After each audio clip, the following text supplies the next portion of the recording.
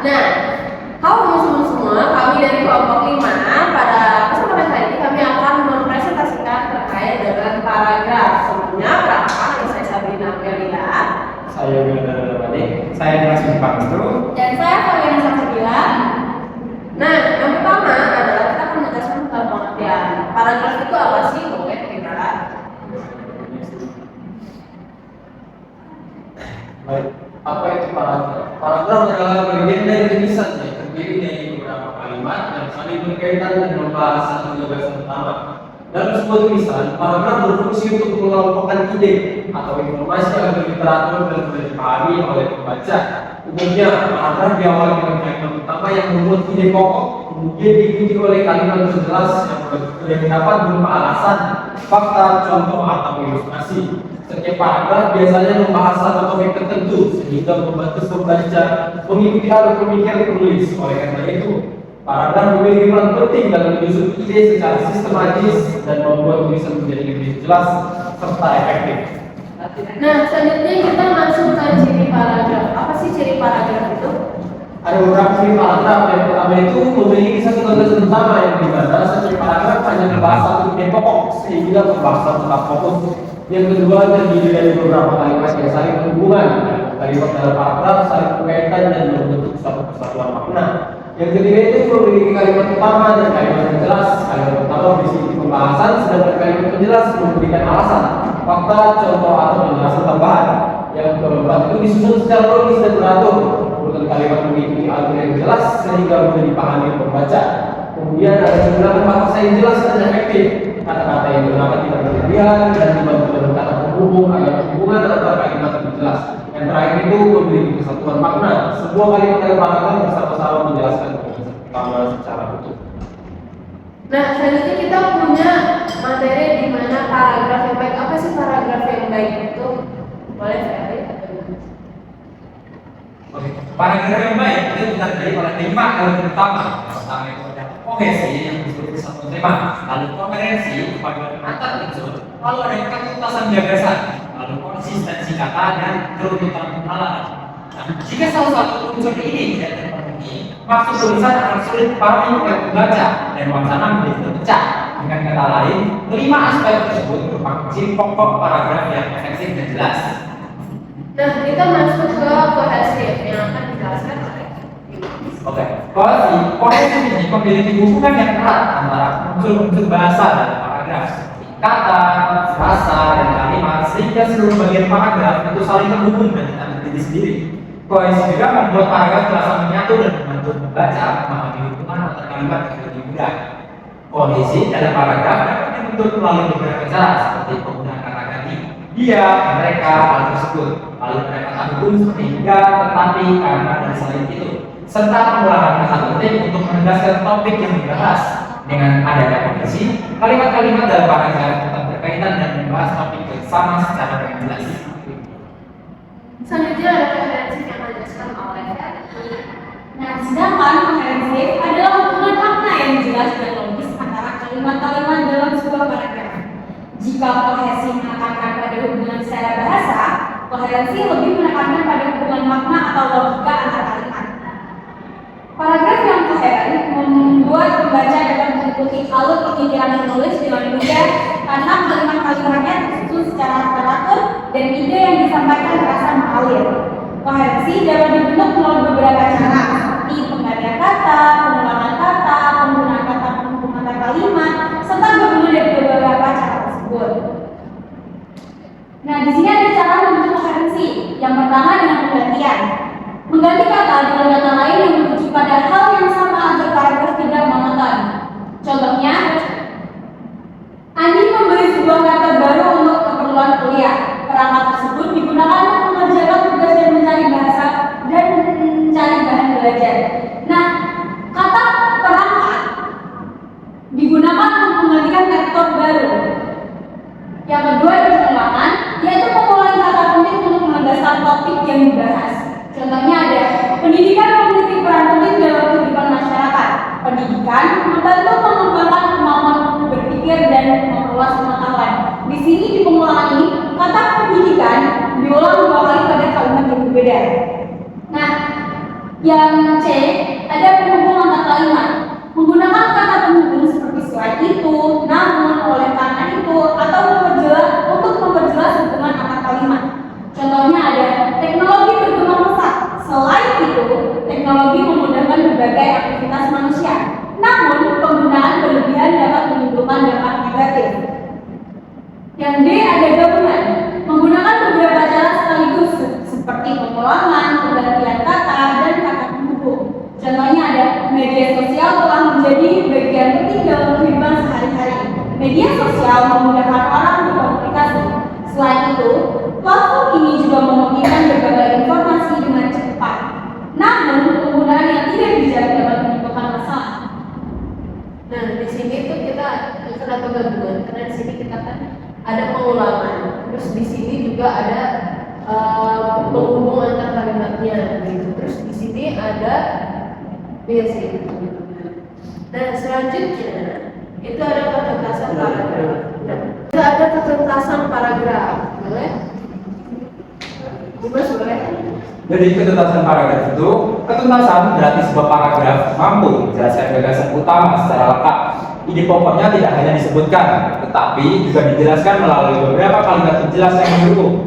Jika paragraf hanya berisi satu kalimat atau penjelasannya terlalu sedikit, maka paragraf tersebut dianggap belum tuntas karena pembahasan terasa kurang lengkap bagi pembaca.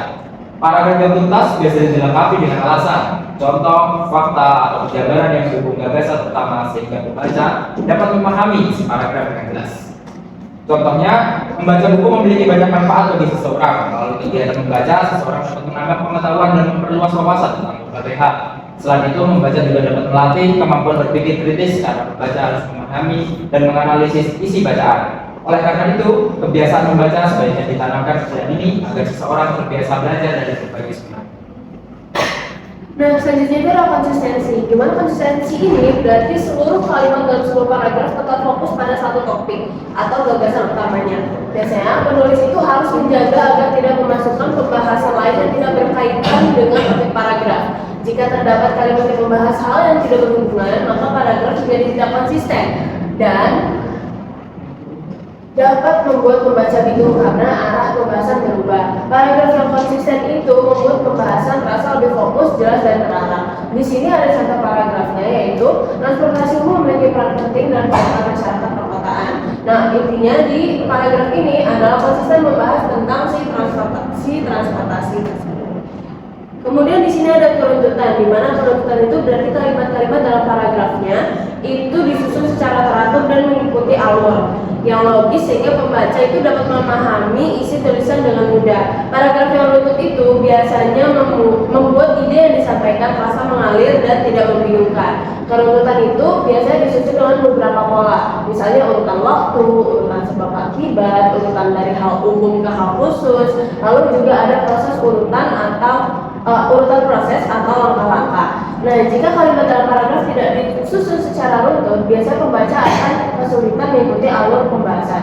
Nah, di sini adalah contoh paragraf untuk urutan proses, di mana di sini ada urutan untuk menanam tanaman di rumah gitu.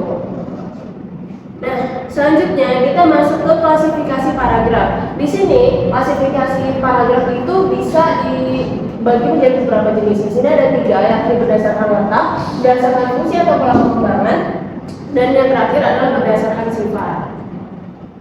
Oke, yang pertama berdasarkan dari letaknya dulu. Berdasarkan letaknya, paragraf dapat dikualifikasikan menjadi 3.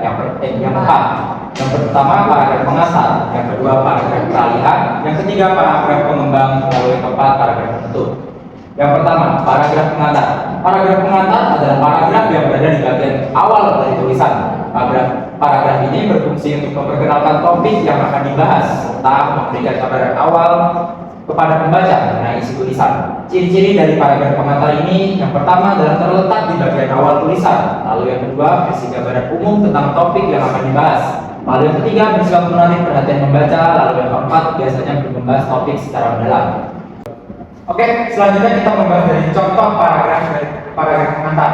Nah, di sini contohnya, perkembangan teknologi informasi pada era digital saat ini berlangsung sangat besar. berbagai aktivitas manusia kini semakin mudah dilakukan dengan bantuan teknologi, mulai dari komunikasi, pendidikan, hingga kegiatan ekonomi. Kemajuan ini membawa banyak manfaat bagi kehidupan masyarakat, namun juga menimbulkan berbagai tantangan yang perlu dihadapi secara bijak. Nah, dari ciri-ciri paragraf pengantar, di sini perkembangan teknologi informasi pada era digital saat ini berlangsung sangat pesat. Nah, itu terletak sudah di bagian awal tulisan. Lalu gambaran umumnya tentang topik yang akan dibahas. Nah, topiknya yang dibahas adalah perkembangan dari teknologi informasi itu sendiri. Nah, karena bersifat menarik, perhatian pembaca juga termasuk dalam topik ini. Lalu di sini juga membahas topiknya secara mendalam tentang perkembangan teknologi informasi pada era digital saat ini. Lalu yang kedua ada paragraf peralihan. Paragraf peralihan adalah paragraf yang berfungsi sebagai penghubung antara satu pembahasan dengan pembahasan lainnya. Paragraf ini membantu agar alur tulisan tetap utuh dan tidak terasa terputus ketika berpindah dari satu topik ke topik berikutnya. Ciri-ciri paragraf peralihan. Yang pertama, berfungsi sebagai penghubung antar bagian pembahasan. Lalu yang kedua, mengaitkan topik sebelumnya dengan topik berikutnya. Lalu yang ketiga, biasanya berisi kalimat transisi atau pengantar menuju pembahasan baru. Lalu selanjutnya kita membahas dari contoh paragraf peralihan. Nah, sesuai dengan ciri-ciri paragraf peralihan, contoh di sini tuh berfungsi sebagai penghubung antar bagian pembahasan. Jadi yang tadinya membahas teknologi, lalu di sini dilanjut dengan membahas kemajuan dari teknologi itu sendiri. Lalu pada contoh dari paragraf ini juga mengaitkan dari topik sebelumnya. Nah, lalu juga berisi kalimat transisi atau pengantar menuju pembahasan baru. Kurang lebih begitu. Lalu yang ketiga ada paragraf pengembang. Paragraf pengembang adalah paragraf yang berisi penjelasan lebih lanjut mengenai gagasan utama yang dibahas dalam tulisan. Dalam paragraf ini biasanya terdapat uraian, contoh, atau penjelasan yang mendukung topik utama. Ciri-ciri dari paragraf pengembang yang pertama adalah berisi penjelasan yang lebih rinci mengenai gagasan utama. Yang kedua membuat contoh, penjelasan, data, atau alasan pendukung. Lalu yang ketiga, biasanya merupakan bagian terpanjang dalam suatu tulisan. Nah, selanjutnya itu ada contoh dari paragraf pengembang. Kenapa kita ambil contoh di sini? Karena di sini ada kita pada kalimat pertama gagasan utama adalah dampak perkembangan teknologi dapat dilihat dari perubahan pola komunikasi masyarakat. Nah, di kalimat selanjutnya itu adalah pengembangan dari kalimat utamanya ini. Ini sesuai dengan ciri-ciri dari paragraf pengembang. Lalu yang keempat, paragraf penutup. Paragraf penutup merupakan paragraf yang terletak di bagian akhir tulisan. Paragraf ini berfungsi untuk mengakhiri pembahasan dengan memberikan kesimpulan atau penegasan kembali terhadap topik yang telah dibahas. Ciri-ciri paragraf penutup ini terletak di bagian akhir tulisan. Lalu yang kedua berisi kesimpulan dari pembahasan sebelumnya. Lalu yang ketiga dapat membuat saran, penegasan kembali atau harapan penulis. Nah, sesuai dengan penjabaran dari paragraf penutup, contoh paragraf yang kita berikan di sini adalah berkaitan dengan hasil akhir atau kesimpulan dari sebuah paragraf. Kenapa bisa dibilang kayak gitu? Karena di sini kita langsung nih berdasarkan uraian tersebut. Berarti di sebelum-sebelumnya kita sudah membahas tentang pengembangan teknologi ini. Jadi di sini ada paragraf penutup. Di samping itu juga di kalimat terakhirnya ada kata-kata atau kalimat yang menunjukkan bahwa ini salah satu kesimpulan dari si paragraf tersebut. Kita masuk ke berdasarkan fungsi atau pola pengembangan. Di sini dibagi menjadi 9 gitu teman-teman. Ada perbandingan, ada pertentangan, deduksi, induksi, analogi, contoh-contoh, sebab akibat, akibat sebab, dan juga klasifikasi. Nah, untuk yang paragraf perbandingan, paragraf ini tuh biasa memaparkan persamaan atau perbedaan dua objek, di mana itu menggunakan kata hubung seperti, serupa dengan, dibandingkan, sedangkan, atau sementara itu. Nah, tujuannya itu lebih kepada memudahkan pembaca memahami karakteristik objek dengan cara menonjolkan fitur atau kontras. Ciri-cirinya itu yang pertama pasti membandingkan dua objek atau konsep. Biasanya dia menggunakan dua hal yang memiliki hubungan. Contohnya membandingkan harimau dengan singa misalnya. Lalu yang kedua itu ada di kata kunci. Biasanya itu menggunakan kata-kata seperti, daripada, dibandingkan, serupa dengan, seperti, berbeda, dan juga sementara itu. Yang ketiga itu dari tujuannya. Tujuannya itu memudahkan pembaca memahami karakteristik kedua objek. Kemudian dari segi objektif dia itu sifatnya umum, netral, dan tidak memihak satu sisi. Kemudian gimana sih cara nyusunnya? Biasanya itu kita bisa memilih dua hal untuk dibandingkan. Lalu kita bisa menentukan persamaan dan juga perbedaannya. Lalu kita masukkan atau gunakan kata penghubung perbandingan. Lalu kita susun secara logis, bisa bersubjek atau per poin persamaan atau perbandingan. Ada contoh paragraf perbandingan. Contoh yang pertama ini paragraf yang membandingkan tentang perangkat komunikasi smartphone dan laptop. Nah, yang contoh kedua ini membandingkan roda yang terus berputar di kehidupan manusia. Kemudian ada paragraf pertentangan, di mana paragraf ini tuh biasanya menentang tesis atau pernyataan pada sebuah kalimat dengan kalimat lainnya dalam paragraf. Nah, di sini tuh biasanya digunakan kata bentuk transisi pertentangan antar kalimat, di mana paragraf yang membandingkan dua hal atau gagasan berbeda itu bertolak belakang. Jadi bagian satu itu menyanggah bagian lainnya.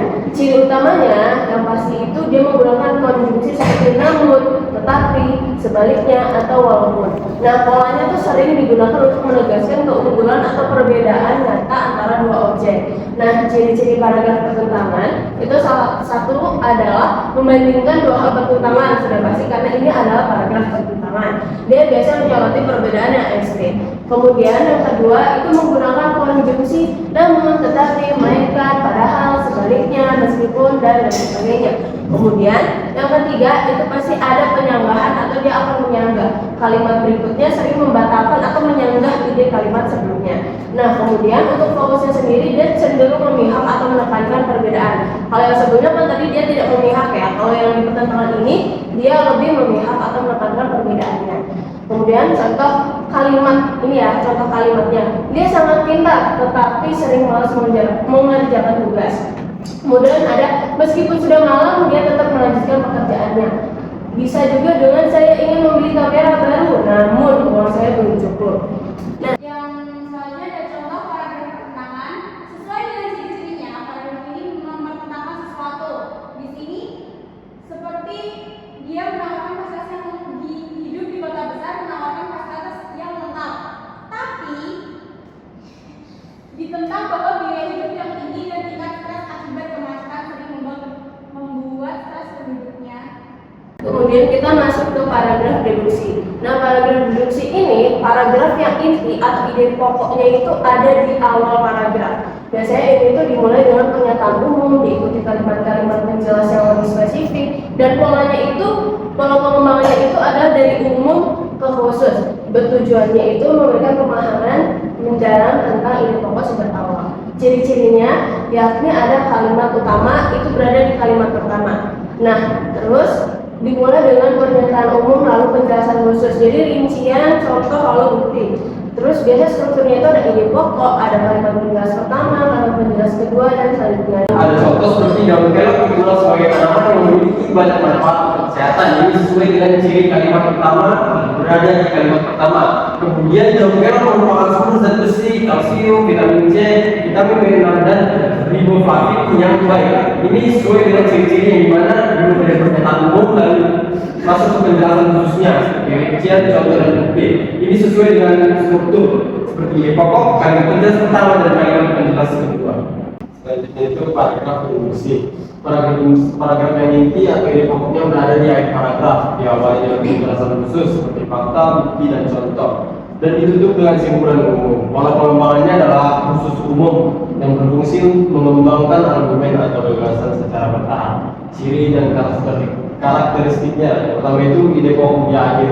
Kalimat utama berada di akhir paragraf sebagai kesimpulan. Yang kedua itu khusus ke umum, dimulai dengan rincian khusus peristiwa atau contoh-contoh nyata. Yang ketiga itu kata kunci sering ditandai konjungsi kesimpulan seperti jadi dengan demikian, oleh karena itu, dari maka itu, akhirnya berdasarkan uraian di atas. Yang keempat itu logis, disusun sistematis agar pembaca memahami alur menuju kesimpulan. Jadi paragraf induktif itu yang pertama generalisasi atau penyimpulan umum dari berbagai kasus atau fakta. Yang kedua analogi, perbandingan dua hal berbeda yang memiliki kesamaan untuk menarik kesimpulan. Yang ketiga sebab akibat, diawali fakta khusus sebab dan diakhiri kesimpulan akibat. Yang keempat itu akibat sebab, memaparkan akibat terlebih dahulu baru penyebabnya di akhir. Ini merupakan contoh dari paragraf induksi. Ada dua contoh. Yang pertama, paragraf induksinya ini contohnya dapat disimpulkan di kalimat terakhir yang dimana bahwa pasca banjir membawa dampak kesehatan dan sosial yang berat. Kemudian dari contoh kedua terlihat di kata terakhir yang itu, oleh karena itu kesadaran warga akan kebersihan lingkungan masih sangat rendah. Untuk paragraf analogi, paragraf yang berisikan mementingkan satu hal dengan hal yang lain menggunakan perumpamaan. Merupakan pengembangan paragraf induktif yang membandingkan dua hal berbeda namun memiliki kesamaan fungsi, bentuk atau ciri. Kemudian ditarik kesimpulan tujuannya adalah menyederhanakan konsep kompleks menggunakan ilustrasi yang lebih dikenal. Contohnya mendidik anak seperti merawat tanaman, butuh kesabaran, nutrisi atau kasih sayang dan lingkungan yang tepat agar tumbuh optimal. Ciri-ciri paragraf ini yang pertama itu membandingkan dua hal berbeda yang memiliki kesamaan prinsip. Yang kedua tujuan, menjelaskan hal yang kurang dikenal dengan hal yang populer. Yang ketiga itu struktur, biasanya induktif di mana kesimpulan ada di akhir paragraf. Yang keempat itu kata kunci, sering menggunakan kata penghubung bagaikan, sepertinya, layaknya, seolah, dan lain-lain. Nah, yang pertama ada paragraf contoh-contoh. Paragraf ini memaparkan sebuah topik dengan disertai contoh. Adalah paragraf eksposisi yang menjelaskan gagasan utama atau topik dengan menyajikan bukti-bukti spesifik, ilustrasi atau contoh nyata agar mudah dipahami. Struktur utamanya terdiri dari kalimat topik, diikuti detail contoh, dan sering ditutup dengan kalimat tegas. Selanjutnya ada contoh paragraf contoh-contoh. Nah, kenapa disebut paragraf contoh-contoh? Karena paragraf ini menyertakan contoh di dalam paragrafnya. Sebagai contoh penggunaan teknologi digital dalam dunia pendidikan terbukti dapat meningkatkan keterlibatan siswa secara signifikan. Nah, di sini dicantumkan sebagai contoh penggunaan aplikasi simulasi virtual dalam pembelajaran biologi memudahkan siswa memahami dan lain sebagainya. Lalu yang ketujuh ada paragraf sebab akibat, itu menjelaskan lebih dulu tentang penyebab suatu masalah, kemudian dipaparkan akibat-akibat selanjutnya. Diawali dengan fakta-fakta khusus berupa penyebab, lalu diakhiri dengan simpulan berupa akibat atau dampak yang ditimbulkan. Pola ini berfokus pada hubungan logis antara peristiwa, sering menggunakan konjungsi seperti sebab, karena, sehingga, dan akibatnya. Ciri-cirinya, penyebab sebagai pengantar, faktor penyebab dijelaskan terlebih dahulu sebagai pendukung, lalu yang kedua akibat sebagai simpulan. Jadi dampak akhir disimpulkan pada akhir paragraf, dan yang ketiga hubungan logis, adanya hubungan kausalitas yang jelas antara pemicu dan dampak. Nah, selanjutnya di sini ada contoh dari paragraf sebab akibat. Kenapa kita memilih paragraf ini? Karena di sini bisa dilihat ini adalah penyebabnya. Jadi curah hujan yang tinggi selama sebulan terakhir, nah itu akibatnya adalah hujan, akibatnya dia volume air meningkat. Di situ ada penggunaan sebab akibat di sini. Selanjutnya ada Paragraf akibat sebab. Nah, yang ini itu menjelaskan lebih dulu tentang suatu masalah, kemudian dipaparkan yang menjadi penyebabnya atau bisa disebut pola kausalitas kronologis terbalik. Pola pengembangan paragraf yang dimulai dengan memaparkan peristiwa, dampak atau masalah pokok atau akibat terlebih dahulu, kemudian diikuti dengan penjelasan mengenai faktor-faktor yang menjelaskan penyebabnya. Jadi kebalikannya dari yang nomor 7 tadi. Nah, ciri-ciri paragraf sebab akibat sebab itu yang pertama fokus pada hasil, jadi pembaca diberitahu dampak yang dirasakan terlebih dahulu. Lalu yang kedua analisis ke belakang, jadi penulis mengajak pembaca menelusuri akar permasalahannya dahulu. Nah, yang ketiga penggunaan konjungsi, sering menggunakan kata hubung seperti akibatnya, disebabkan oleh, karena, dan karena itu. Nah, struktur paragraf akibat sebab itu yang pertama akibatnya atau masalah di awal paragraf. Kalimat utama mengungkapkan hasil atau situasi yang terjadi saat ini. Yang kedua itu ada sebab atau penyebab, yaitu sebagai kalimat penjelasnya. Kalimat penjelas mengungkap alasan atau tindakan yang menyebabkan masalah tersebut muncul. Dan yang ketiga, pola ini umum ditemukan dalam teks eksplanasi, berita atau argumentasi yang bertujuan untuk menekankan urgensi suatu masalah sebelum menjelaskan alasannya. Nah, selanjutnya ada contoh paragraf akibat sebab. Di sini kita berkebalikan dari sebab akibat, karena di sini kita menjelaskan tentang akibatnya dahulu, lalu kita baru ke penyebabnya. Selanjutnya, nah yang terakhir itu ada paragraf klasifikasi. Paragraf yang Di dalamnya terdapat kalimat-kalimat yang memberikan pembagian atau klasifikasi tentang topik yang dipaparkan. Jenis paragraf yang mengelompokkan informasi, objek atau ide ke dalam kategori-kategori spesifik berdasarkan ciri atau sifat tertentu untuk memberikan pemahaman yang jelas. Pola ini sering menggunakan kata kunci seperti dibagi, digolongkan, atau jenis-jenis untuk mempermudah pembaca memahami struktur informasi. Ciri-ciri paragraf deduksi, ciri-ciri paragraf klasifikasi itu yang pertama, topik utamanya kalimat topik ini di awal mengenalkan kategori umum yang akan dibahas. Yang kedua, dari kategori pembagian ke dalam subkelompok berdasarkan karakteristik yang sama. Yang ketiga, penjelasan setiap kategori dijelaskan secara terpisah semakin seimbang. Dan keempat, di penutupnya merupakan simpulan yang menegaskan kembali pengelompokan tersebut. Nah, yang terakhir contoh dari paragraf klasifikasi, di sini ada klasifikasi itu dia akan mengelompokkan. Di sini dicontohkan kalau misalnya kita di sini kita ngambil pengelompokan usia anak. Di sini dia menyatakan bahwa dia masih membagi-bagi atau mengelompokkan si kalimat-kalimat ini berdasarkan dengan kategori tertentu. Masuk ke berdasarkan pada sifat. Nah, berdasarkan pada sifat ini dibagi lagi menjadi 5. Ada deskripsi, ada eksposisi, ada narasi, ada persuasi, dan juga argumentasi. Nah, untuk yang pada deskripsi ini, dia itu menjelaskan secara detail tentang suatu hal. Dia itu menggambarkan suatu objek, tempat, atau peristiwa secara terperinci menggunakan panca indera agar pembaca seolah-olah melihat, mendengar, atau merasakannya sendiri. Nah, paragraf ini itu menonjolkan ciri fisik, warna, bentuk, dan suasana serta seringkali subjektif, bergantung pada kesan penulis. Nah, ciri-ciri dan karakteristiknya yang pertama itu menggambarkan atau melukiskan objek tertentu, bisa manusia, bisa tempat, bisa benda. Kemudian dia juga biasanya melibatkan panca indera, entah pandangan, pendengaran, penciuman, pengecapan, perabaan, dan lain-lain. Kemudian di sini juga dia membuat pembaca ini seolah-olah merasakan secara langsung objek tersebut. Nah, yang keempat itu menjelaskan rincian objek secara konkret. Nah, jenis-jenis paragraf deskripsi ini itu tuh ada spasial. Dia tuh bisa menggambarkan objek berupa tempat atau ruangan. Kemudian ada objektif yang menggambarkan objek apa adanya tanpa opini penulis. Kemudian ada subjektif menggambarkan objek berdasarkan tafsiran atau kesan perasaan penulis. Selanjutnya itu contoh dari paragraf deskripsi yang dimana dari contoh ini dia mendeskripsikan objek atau tempat yang dimana pada ini sampai dia memiliki keindahan alam yang menarik khususnya bagi wisatawan yang mendapatkan suasana nyaman tentang jauh dari kebisikan kota. Kemudian di sini ada paragraf eksposisi. Nah, paragraf ini tuh lebih mengarah kepada bentuk menjelaskan suatu hal. Nah, bedanya sama deskripsi tadi itu tuh dia bertujuan menjelaskan atau menginformasikan, memaparkan suatu topik secara objektif berdasarkan fakta dan data valid untuk memperluas pengetahuan pembaca. Nah, umumnya paragraf ini tuh bersifat informatif, dia tuh menggunakan bahasa yang lugas, juga disusun dengan struktur logis tanpa mempengaruhi pembaca.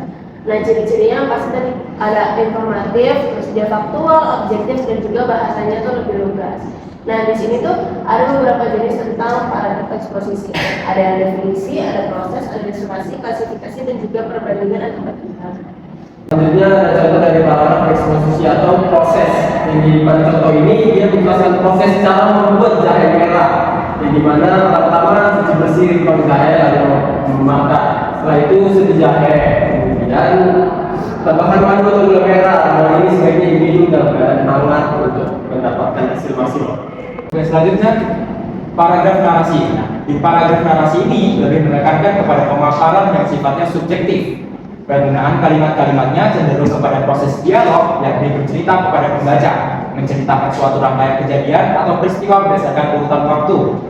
Lalu tujuannya adalah menghibur atau memberi informasi melalui kisah yang melibatkan tokoh, alur, dan latar baik nyata maupun fiksi. Narasi sering ditemukan dalam novel, cerpen, biografi, atau laporan pengalaman. Ciri-ciri utama dari paragraf narasi ini yang pertama adalah kronologis, kejadiannya disusun berdasarkan urutan waktu dari awal, tengah, dan akhir. Lalu yang kedua ada tokoh dan tindakan, yaitu mengisahkan perbuatan atau tindakan dari tokoh itu. Lalu yang ketiga ada unsur intrinsik, memiliki tema, alur, plot, latar dan sudut pandang. Yang keempat ada membangun suasana, bertujuan untuk membaurkan pembaca ke dalam cerita. Nah, jenis-jenis dari narasi ini, yang pertama adalah narasi ekspositoris, narasi informatif yang bertujuan memberikan informasi akurat tentang suatu peristiwa. Lalu yang kedua ada narasi sugestif, narasi yang mengisahkan hasil rekaan, imajinasi atau fiksi, contohnya novel cerpen. Nah, ini kita punya satu hal yang narasi. Di sini kita masuk narasi sugestif atau cerita. Nah, tadi kan dibilang ya kalau narasi itu dia kita bisa ikut merasakan. Nah, di sini ada angin berembus seorang membawa kenangan yang telah muncul di benakmu. Itu kan kita kayak terbawa kita teman-teman. Jadi ini adalah salah satu contoh dari paragraf narasi. Lalu yang keempat ada paragraf persuasi. Nah, di paragraf persuasi ini cenderung untuk melakukan seruan atau ajakan melakukan sesuatu. Bertujuannya untuk membujuk, mengajak atau mempengaruhi pembaca agar melakukan tindakan tertentu sesuai keinginan penulis. Paragraf ini menggunakan data, fakta, dan alasan logis sebagai pendukung, serta sering menggunakan kata ajakan seperti ayo, mari, dan lakukanlah untuk meyakinkan pembaca. Ciri-ciri utama paragraf persuasi. Yang pertama itu berisi ajakan atau bujukan. Lalu yang kedua dilengkapi fakta dan data untuk meyakinkan. Lalu yang ketiga bertujuan mengubah pendapat atau perilaku dari pembaca. Lalu yang keempat, bahasa yang digunakan itu asertif, yaitu meyakinkan dan menarik. Lalu yang kelima, berusaha menghindari konflik untuk mencapai kesepakatan. Nah, contohnya di sini kita ada penggunaan kata yuk di kalimat terakhirnya. Lalu yang kelima, ada paragraf argumentasi. Paragraf ini menitik beratkan kepada penjelasan yang bersifat ide atau gagasan. Hal ini tuh dapat berupa sanggahan dengan menggunakan kalimat tanya, bertujuan meyakinkan pembaca agar setuju dengan pandangan penulis, didukung oleh fakta, data, alasan logis, dan bukti yang valid. Paragraf ini bersifat objektif, bukan sekedar opini emosional, dan sering disusun dengan pola sebab akibat sebab atau rincian. Nah, poin-poin penting dari paragraf argumentasi ini. Yang pertama itu tujuan, mengaruhi pembaca agar menerima pendapat dari penulis. Lalu yang kedua itu komponennya, harus membuat pendapat atau klaim. Lalu alasan dan bukti atau data nyata. Lalu yang ketiga, ciri-cirinya, menggunakan logika, objektif, dan data, grafik atau penelitian, dan ditutup dengan kesimpulan yang kuat. Lalu yang keempat, strukturnya, pendahuluan untuk pendapat, tubuh argumen, alasan atau fakta, dan kesimpulan. Kemudian kita membahas dari contoh paragraf argumentasi. Nah, di sini terdapat kita ambil contoh paragraf argumentasi itu sendiri. Dia akan sekolah dari tindakan proses terbaik dalam situasi krisis. Namun terdapat sanggahan atau kalimatnya seperti namun apakah kita mengabaikan fakta untuk bersuasi solidaritas teks setara ditandai dengan tanda tanya. Lalu yang kedua ada bukankah kebijakan ini justru menciptakan kesenjangan pendidikan yang semakin lebar bagi siswa yang terkecil. Kurang lebih begitu contoh daripada argumentasi. Selanjutnya kita masuk ke menentukan kalimat topik. Menentukan kalimat topik ini bisa ada 4 tipe ya teman-teman. Ada yang kalimat topiknya di awal paragraf, ada di akhir, ada yang di tengah, dan juga ada di awal dan di depan atau di awal. Di awal paragraf biasanya langsung menyampaikan gagasan utama terlebih dahulu, kemudian ya diikuti oleh kalimat-kalimat penjelas. Paragraf seperti ini disebut paragraf deduktif karena pembahasannya dimulai dari hal yang umum lalu dijelaskan secara lebih khusus. Ciri-cirinya yaitu gagasan utama terdapat pada kalimat pertama, kemudian kalimat berikutnya berfungsi sebagai penjelas atau pendukung. Yang terakhir itu pola pembahasannya umum ke khusus. Selanjutnya kita membahas dari contoh kalimat topik di awal paragraf. Nah, di sini membaca merupakan kegiatan yang sangat penting bagi pelajar. Itu gagasan utama yang terdapat pada kalimat pertama. Lalu kalimat berikutnya berfungsi sebagai penjelas atau pendukung seperti dengan membaca seseorang dapat memperoleh berbagai informasi dan pengetahuan baru. Kemudian kalimat topik di akhir paragraf. Kalimat topik ini juga dapat terletak di bagian akhir paragraf. Pada jenis paragraf ini penulis terlebih dahulu menyampaikan beberapa penjelasan atau contoh. Kemudian diakhiri dengan kalimat yang berisi gagasan utama. Paragraf seperti ini disebut paragraf induktif. Ciri-cirinya yaitu kalimat pertama hingga beberapa kalimat awal berisi penjelasan atau contoh. Kemudian gagasan utama terletak pada kalimat terakhir. Dan yang terakhir itu pola pembahasannya khusus ke umum. Bandingkan dengan tadi, selanjutnya kita membahas dari contoh kalimat topik di akhir paragraf. Nah, di sini kalimat pertama juga beberapa kalimat awal berisi penjelasan tentang contoh. Ada dengan banyak orang bekerja keras untuk mencapai kehidupan yang lebih baik. Mereka berusaha menabung, mengembangkan keterampilan dan mencari berbagai peluang untuk meningkatkan penghasilan.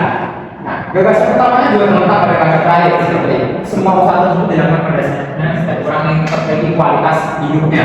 Pola pembahasannya sendiri itu dari khusus menjadi sini. paragraf.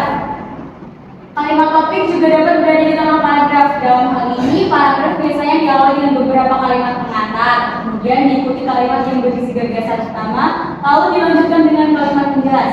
Ciri-ciri kalimat topik di tengah paragraf: yang pertama, paragraf diawali dengan kalimat pengantar.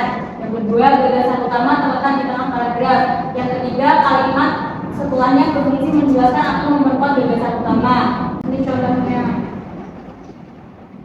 Lalu yang terakhir ada kalimat topik di awal dan akhir sebuah paragraf. Paragraf dengan kalimat topik di awal dan di akhir biasa disebut paragraf campuran. Paragraf campuran adalah paragraf yang memiliki kalimat topik di awal dan ditegaskan kembali di akhir paragraf. Ciri-cirinya, kalimat topik berada di awal paragraf, diikuti oleh kalimat penjelas. Gagasan utama ditegaskan kembali di akhir paragraf. Paragraf tetap fokus pada satu topik. Contohnya ini, kegagalan teknis menyusui bisa terjadi. Terus di sini ditegaskan lagi, jadi menyusui pada ibu dengan cara seperti yang nah,